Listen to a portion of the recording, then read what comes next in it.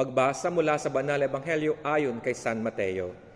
Noong panahon yun, si Pedro ay lumapit kay Jesus at nagtanong sa kanya, Panginoon, makailan kong patawarin ng aking kapatid na paulit-ulit na nagkakasala sa akin?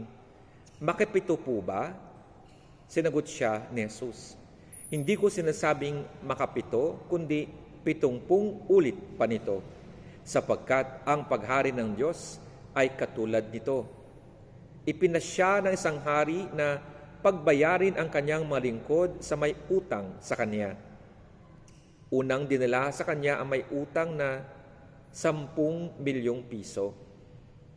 Dahil sa siya'y walang ibayad, inuutos ng hari na ipagbili siya kasama ang kanyang asawa, mga anak at lahat ng ari-arian upang makabayad.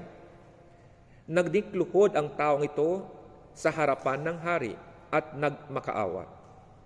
Bigyan pa ninyo ako ng panahon at babayaran ko sa inyo ang lahat.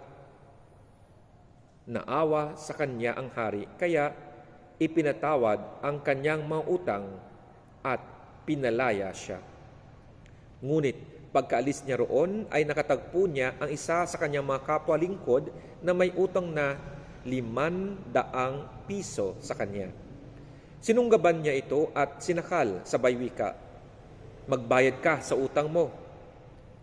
Naglumuhod iyon at nang makaawa sa kanya, bigyan mo pa ako ng panahon at babayaran kita. Ngunit hindi siya pumayag.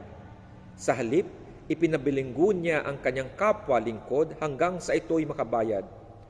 Nang makita ito ng kanyang kapwa lingkod, sila'y labis na nagdamdam. Pumunta sila sa hari at isinumbong ang nangyari. Kaya't ipinatawag siya ng hari. Ikaw, napakasama mo, sabi niya. Pinatawad kita sa utang mo, sapagkat nagmakaawa ka sa akin. Nahabag ako sa iyo. Hindi ba dapat na mahabag ka sa kapwa mo? At sa galit ng hari, siya'y ipinabilanggo hanggang sa mabayaran niya ang kanyang utang. Gayon din ang gagawin sa inyo ng aking Ama na sa langit kung hindi ninyo patatawarin ang inyong kapatid. Ang mabuting balita ng Panginoon.